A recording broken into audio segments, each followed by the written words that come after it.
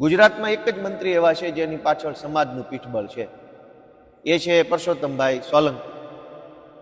છે કેટલાય વર્ષોથી મંત્રી છે અને કોઈની હિંમત નથી એને કાઢવાની. શું કામ? કેમ કે એની પાછળ સમાજનું પીઠબળ છે. તો સમાજના પીઠબળ વાળો નેતા કેવો હોય એનો દાખલો આ રહ્યો. બાકી બધા શું છે? આયારામ ગયારામ. હવે એનું શું સન્માન અને કેવું સન્માન? જૂના જમાનામાં એવા એવા કદાવર નેતાઓ હતા મંત્રીમંડળમાં કે ખાલી રાજીનામું આપવાની વાત કરે ને તો એની બાજુમાં બીજા 20, 30, 15 ધારાસભ્યો હોય કે અમારા ફલાણા મંત્રી રાજીનામું આપશે તો 20 ધારાસભ્ય એની ભેગા જતા રહેશે.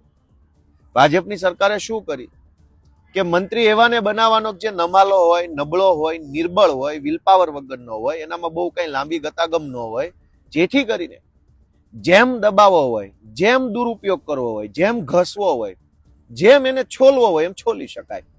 અને છેલ્લે જયારે એને કાઢી મૂકે મંત્રીમંડળમાંથી રાતોરાત કે ચાલો એ નીકળો બધા જ ભાગો અહીંથી, ત્યારે સમાજ નારાજ ન થાય. કેમ કે આજે સમાજ સન્માન કરે છે, પણ મંત્રીમંડળમાં કાઢી મૂકશે ત્યારે સમાજ નારાજ નહીં થાય. શું કામ? કેમ કે સમાજનો નેતા તો છે જ નહીં.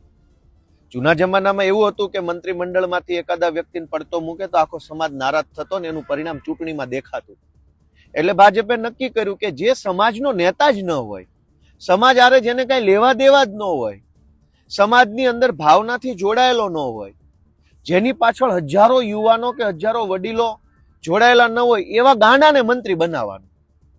એટલે ભવિષ્યમાં જયારે એને મંત્રીમંડળમાંથી કાઢી નાખો ત્યારે આખો સમાજ નારાજ ન થાય. એટલે આજે જે સન્માન થઈ રહ્યું છે એ સમાજના નેતા નથી થઈ રહ્યું.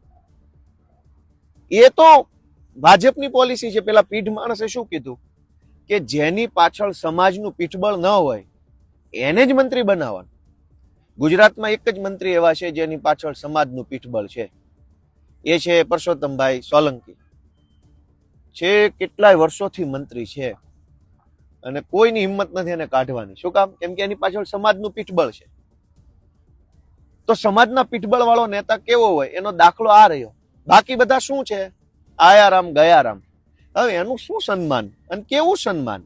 જેનું પોતાનું કોઈ આત્મસન્માન નથી એનું સમાજ શું સન્માન કરવાનું? સમાજના પ્લેટફોર્મ પરથી તો વટવાળા હોય એના સન્માન થતા. જૂના જમાનામાં સન્માન કોના થતા? વટવાળા માણસનું સન્માન થતું, સ્વાભિમાન વાળા માણસનું સન્માન થતું. સ્વાભિમાનના ભોગે માણસ કંઈ પણ કરવા તૈયાર ન થતો, એવા માણસનું સન્માન થતું. આજ સ્વાભિમાન બાભિમાન કઈ નહીં ભાઈ, મને તો ભાજપમાં જે કહે છે હું કચરા પોતાય કરીશ મંત્રીમંડળની ઓફિસમાં, એવા માણસોના સન્માન. એટલે સન્માન થાય એ ખોટું નથી, પણ સમાજનું વાસ્તવિક પીઠબળ જેની પાછળ ન હોય એવા માણસો મંત્રી બની જાય કે ધારાસભ્યો બની જાય કે કંઈ પણ બની જાય. હું તો એમ કહું અમેરિકન રાષ્ટ્રપતિ બની જાય. તેમાં હરખાવા જેવું શું છે? નહીતર સમાજમાં આટલા બધા પ્રશ્નો છે.